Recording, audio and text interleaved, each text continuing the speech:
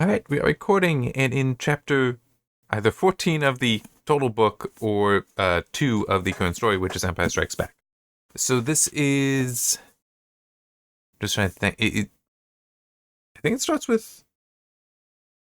It's the whole Luke being rescued. So I'm just trying to remember, is it Luke getting out of the cave that it starts with, or was it back at the Rebel base with the droids coming up to Han to ask him if he knows where Luke is, and then it ends with him finding Luke and is now trying to set up the shelter. So basically, in the movie, it then fades out because it's nighttime, and then it picks up with the snowspeeder going. It's like that. I assume is where chapter.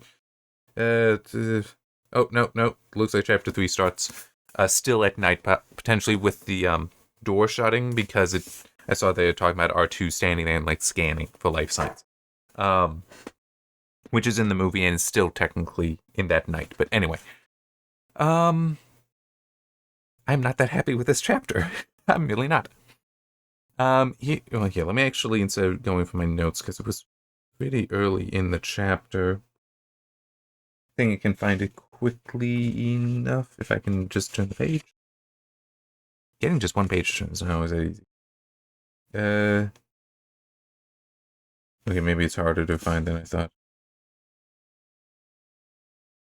No, here it is. It's a little bit later than I thought. As Kenobi had taught him, the Force was within Luke to use as he saw fit. No, he didn't. Kenobi didn't teach him that. I don't feel like going back in there, but it's the whole... The Force flows through a Jedi. That's not commanding it. That's not use as he saw fit. It's like, that's a Sith thing. That's what Vader would do. Kenobi would be like, well, no, you use the Force, but the Force is using you. It's going through you. I mean, it's the one image that I had of it when reading, which is true, this is my image, but I think it is accurate for how Kenobi was describing it. And there's another thing that I will also add to this in a moment, is it's like being in a river. The Force is the current of the river, and you are there, and it can be pushing against you and can be overpowering you, but you can still move your arm and try to adjust some of the flow. You can do that, but it's also going to be pushing against you. So you're going to have the greatest effect on it when you're working with it, where you're not just trying to shove it to one side, but trying to deflect it slightly. You work with it. It is flowing with you are flowing with the Force.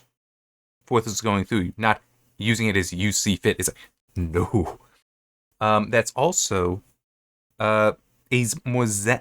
How Kenobi described it and how the Jedi use is more zen than what this sentence is saying. And I know single sentences can just really piss me off in these stories. But the thing is, that's all it takes. You can have one bad sentence that is just so inconsistent, and it's even worse when it's one bad sentence, because well, that just shouldn't be there then. Versus at least if it's something that's building up and you don't like it, it's well, at least there's structure here. But this, where it's maybe you can't get rid of it, but here, no, you can get rid of this, and would it change anything? Not really. But no, it's a much more zen idea, which it has year and a half, maybe 2 years since I read.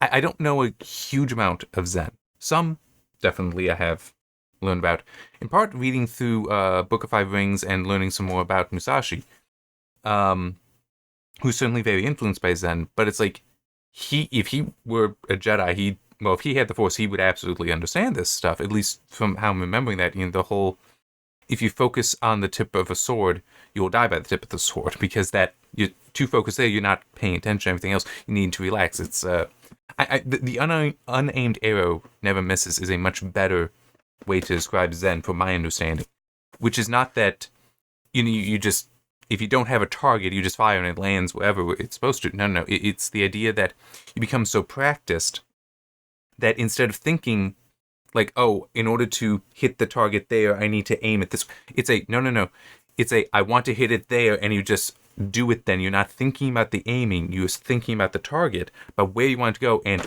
that's where the arrow goes. It's all flowing from you working with it, and to a degree working with you as well. It is that kind of calm, relaxed because you have the experience and you just trust how it's going to go. That's how a Jedi would be using the Force, is my image for it, including how Kenobi describes it in A New Hope. So this, as he saw fit, it's like, no, that would be the whole, you're like aiming the arrow there, as opposed to just allowing it to all work as it is supposed to. So I really don't like that. That might not stand as much as the whole instant decisions from Luke. It might not be like that, but it's like, but one thing that at least does relate to this, and is my next note, excuse me, is at least it does have that Kenobi is trying to talk to him. It is trying to help Luke when he is in the Wampa cave. You know, the whole his feet are frozen, all that is trying to help him do that. Whereas in the movie, it seems much more Luke is figuring this out for himself and is having to figure out to relax on his own to try to get the lightsaber, all that. Oh, and actually, I just remember one other thing. What? I'm not going to find it. But basically, that Kenobi says to him to just picture, have the image in your mind of the lightsaber in your hand. And this is kind of that whole unaimed arrow never misses. You're not thinking about, okay, I need the lightsaber to pull out of the snow and travel through the air into my hand. It's like, no. You're just picturing it there. The Force will get it there if you can have that image. Okay, I mean, it's like, that is what he would teach. It's not as using as you see fit. It's almost like you are asking the Force, this is what I want done. The Force will then work with you to do it, assuming it wants to do it to begin with. There can be that kind of thing there, but it would also then be like, I don't know, it'll be interesting when we get to Dagobah with the whole do not, there is no try. Yeah, and the raising of the X-Wing. Luke is thinking too much about it. He is aiming the arrow, where he's thinking about how in order to raise the X-Wing up, he has to lift up so much weight, he has to displace all the water and the muck there. He has to do all of that in order to get it somewhere. Whereas Yoda potentially is just going to be like, I'm envisioning it. The image in my mind is just of it up and down. There's just up, move, down. That's it. He's not thinking about any impediments there because he doesn't need to. The Force will do that because that's what the Force does. So that will be interesting to see how that is described there. Yeah.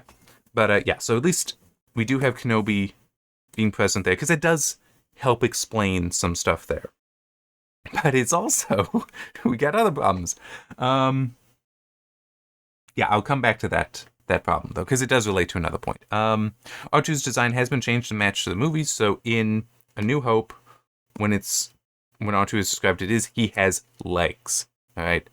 And just he's consistently described that way. I think even at times referring to him taking steps. In this, no, he has wheels now. And also that, because the front, I'm not entirely sure what you want to call it, the front strut, the front wheel there, he can pull in. It describes him doing that. That is something never mentioned in the previous book, in the previous story. But it's obviously that is how the R2 of the movies is designed to be able to do that. It does also describe that he can't like pull up his legs, so he'll just drop his cylindrical body on the ground, which is not something the movie prop can do. Because you never see him being able to like do something like that with the main two legs. So that is a little interesting that they still kept something different there. But anyway, I'll have to see if it's mentioned again. But there was a line that suggested going to another note. Han was not the only one to go out after Luke. There was another officer there that volunteered to go, and he was like, "Yeah, I'll get control to bring up the monitors." And then it's like Han internally saying, "Yeah, we don't have time for that. They're not going to be able to bring it up in time to be of any help." But it's still, there was a rebel officer who volunteered to go out as well. We'll find out what happened to him. Maybe it turns out that he died. I don't think that's unreasonable, or maybe he survived. I don't know. We'll see if he's mentioned again. So you get, Han does find Luke, although how he found, because like Han thinks he hears something. But I'm pretty sure it was already described that it's like you can barely hear yourself talk. It's so loud. So how's he hearing Luke cry out? It would have been nice if it was kind of hinted at that it was actually Kenobi speaking to Han. Because why can't he? I don't think that there's a reason given for that. I mean, if you want to say he's force that you have to be force sensitive, it's like, well, okay, except that in the original trilogy, the force is more a mysticism, and technically, like, anyone is capable. I mean, the force is part of everyone.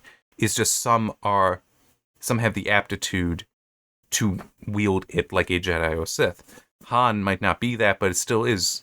The force flows through him. It is part of him. So it's like he might not be able to see Kenobi, but it's like it seems like Kenobi should be able to speak with him if he wants to. So that would have been nice to have there, that Kenobi is trying to help Luke in more ways than just talking to him. But anyway, actually typed this in wrong, but smell bad on the outside is a much better line than what they have in the book. It also, I wonder, because it does describe, he cuts open the dead Tauntaun and pulls out all the entrails to put Luke in. And it occurred to me, he also pulled out a lot of heat. I mean, it's like, technically, I mean, okay, I can understand some of the intestines. Although, if the intestines were not ruptured by the lightsaber, in theory, I mean, you might need to remove some so there's room for Luke. But it's also, the digestive system can put out a lot of heat. By removing that, he may have actually just made it worse for Luke. I mean, and if it wasn't ruptured, then it wouldn't be that bad. But then it also, we might be able to assume was ruptured, because he does talk about a smell, which your organs, I'm pretty sure, are sealed. like a whiff of bowel means a bowel has been nicked, if that there's a hole there. So I don't know, but it is just one of those. Maybe that shouldn't be what actually happened there. But anyway, going back now, and this is multiple points here that basically largely center around. It's been 3 years since the previous book, previous story. 3 years since the Battle of Yavin. Why is Luke an idiot? He is. He is in this. But in 3 years of with the rebels, in theory, during that time, he should be trained. He is not a warrior at all in A New Hope. He isn't. He's seat of his pants, basically, and it's working. He's a good pilot, but that's about all he's got going for him. He's not trained at fighting. Biggs was, but he is not.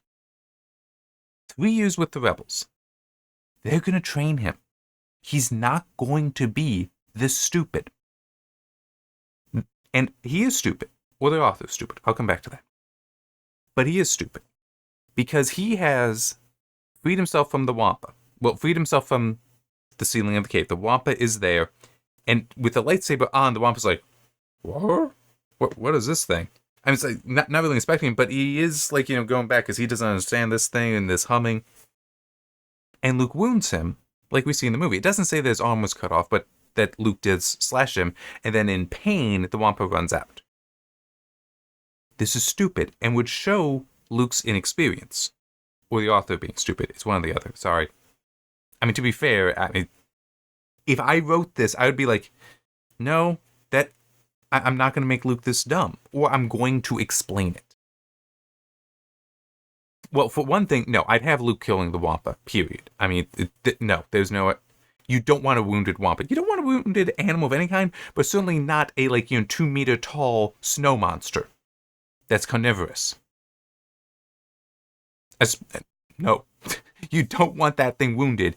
He should have killed it, and even if he first wounded it, the moment he saw it, it's not dead, because if it's running by him or something, have to kill it. You have to put that thing down as quickly as possible. But he should have struck at it with lethal intent to kill it. Okay? So it's like that could be inexperienced, but it is also he's stupid. The thing that he's more stupid for, what does Luke do? He leaves the cave. This is Hoth. Okay? A Wampa is apparently an indigenous creature on Hoth. So is a Tauntaun. I think a Tauntaun is supposed to be as well, but a Tauntaun you think would be better at surviving at night. Anyway, Wampa's indigenous. It lives in a cave. It lives in a cave through the night. The cave is an effective shelter through the night, at least for a Wampa. Outside is not an effective place to survive for anything, Wampa or human. So Luke should have stayed in the damn cave. He really should have. He should have killed the Wampa and stayed in his home. Which, yeah, I get that it's a little dark, but I mean, it's survival, and yeah, it's what he should have done. But even just wounding the Wampa, alright, fine, the Wampa ran off. I'm staying here because the moment he steps outside, he is in, if nothing else, he's being hit by the storm. Even if the cave is not warmer, which it should be, it still should be, even if it is not warmer, it's still, he doesn't have the wind beating on him and he doesn't have snow beating on him. Okay? And by the way, just to also mention, it describes the probe droid encountering a Wampa on its own, because that is also in here, in this chapter. But the Wampa was buried under snow, sleeping.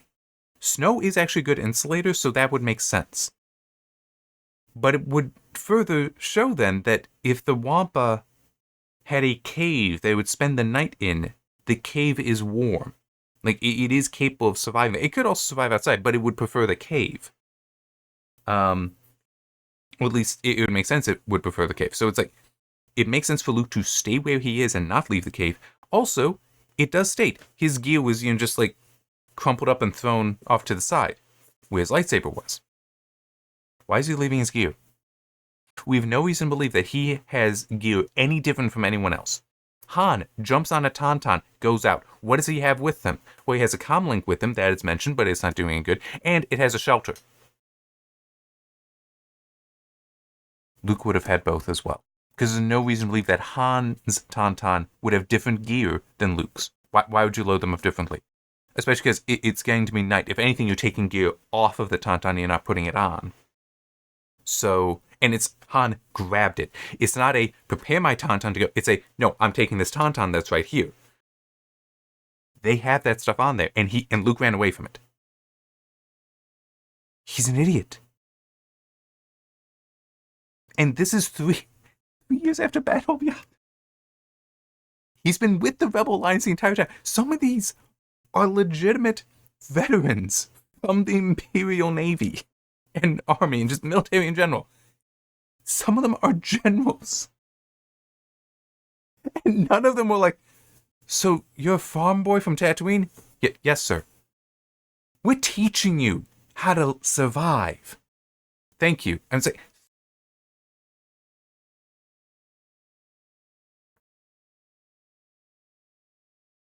he doesn't need to be battle-hardened. He doesn't need to be able to bark out the right order all the time, because he's only 23, but it's like, he is dumb. On top of that, did I mention this already? I don't remember if I mentioned this or if I was just already musing over what I was going to be saying in this video. Luke has apparently, I don't know how much practice he's been doing with the Force over these 3 years either. Kenobi had to make him think about the Force. Okay, that's fair. But that would also imply that, maybe he has been practicing with it. Also, why would he even think... Actually, I am kind of curious now. I do have to look.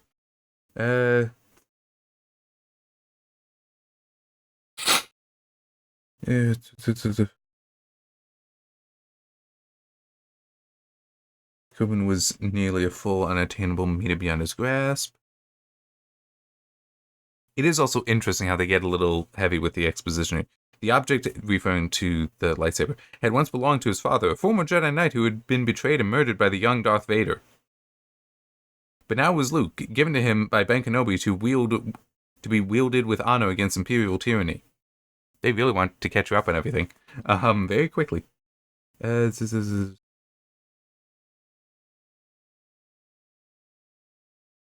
Okay, no, it is actually Kenobi. Because it was not, he's starting to feel a presence, but it was not the presence of the white giant that dominated this gorge. Rather, it was that soothing spiritual presence which occasionally visited Luke in moments of stress or danger. So it's Kenobi's coming to him to try to help him. But he still doesn't have an understanding that it is clearly Kenobi, that we got a Force Ghost situation. I mean, it's 3 years? This seems more like it should be 3 days or 3 weeks for his level of development as far as experience goes. Because you'd think he would be I mean, actually, yeah, for those 3 years, you would expect, for one thing, he would be receiving military training of some level. If nothing else, he would have been taught the whole, no, when you strike at something, you need to strike at it to kill it. Whether it's an enemy or an animal. If it's an enemy, obviously you need to kill it. If it's an animal, you don't let it be wounded. I mean, it's that, put out of its misery kind of situation there. But he apparently doesn't have that as it concerns the Wampa, because it doesn't even mention that he's like, even if it was he struck the Wampa and it turned and ran, like the entrance to the cave was away from Luke. It's not even described like that. I mean, really, the movie makes so much more sense where he cuts off the arm and then the Wampa's like, oh, and then Luke runs out. That makes a little bit more sense as far as the geography goes. But in this, it's the Wampa runs out first. But it still is the whole, cry out in pain. Oh, sorry. Now you're better. I mean, because you're dead. I mean, it's like, yeah. So he should have been receiving military training like that so that he would understand always strike with lethal intent there. Or don't strike at all kind of thing. I mean, it's, but also he should have been working with the Force, right? I mean, it would even make sense that during those 3 years, while they were traveling trying to find a new location for the Rebel base, that he, every time they stop at a planet, maybe you try to find out a little bit of the history of the Jedi there, to maybe he could find something that would help him learn more about it. Nothing like that. As I said, this would make more sense if it was at 3 days or 3 weeks after. I'm not even sure if 3 months would be right. That might start getting too long, but 3 years, he is too dumb for that. This might be a long book. I'm sorry, part of it is not just the whole, I'm having trouble with the suspension of disbelief. It's not just that as a reader, but it is the whole, if I were writing this, I would be trying to fix these errors myself. That I would think about what those 3 years were. And I have got, is it 2 or 3 years? I don't quite remember.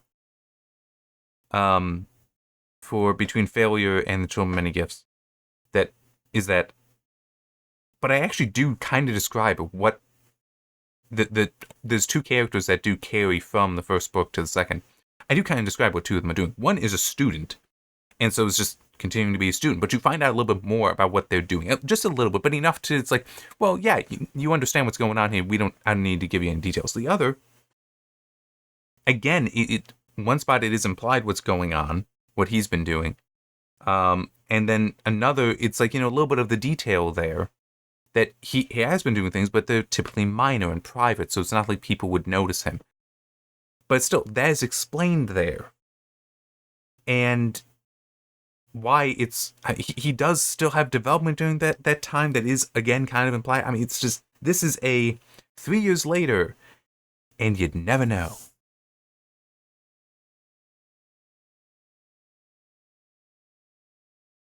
It is, some of it is just these are weaknesses that feels better with the mistakes. Let's go with weaknesses that would annoy me if I found myself committing them, and I would be trying to fix that. In fact, I could even see myself, because this is only chapter 2, if I had written chapter 1 and 2 like this, I could see myself, and I have done this, where I would stop, change the file name to, instead of 1.0, be 0.9, and start over. I'm completely serious, because it's just, I don't think I would be feeling the flow, because I'd be like, I got too many questions here. What happened? Why does this make sense? Why does this make sense? Why does this make sense? How can I explain this? Yeah. Sorry. I wish I could be happier right here, but I'm not. Well, hey, I got chapter 3 coming up next. Let's see how that goes. It will be interesting. And I'll just add this. Not only do I have, these 3 movie novelizations, I've got the prequel trilogy over there that I will also read, and I've got another 7 movie novelizations that are on my e-readers, and I want to go through all of them. I'm not sure what I'm going to go through after I finish Star Wars. I don't want to go to those. I think I want to go to something else in the interim, and I do have ideas for that, good ideas for that. But yeah, it's just, man, some of these novelizations, they're going to be interesting to see. because yeah, it's always interesting for me to see with some of these books, reading and just seeing wow, that's I love how you write. I got one book. I'm not doing this one where it's like, yeah, I love the writing style. I love it. But it's so dumb what you're talking about here. It makes no sense. Why would you? This isn't how people work. Why would you do? Anyway, see you next time.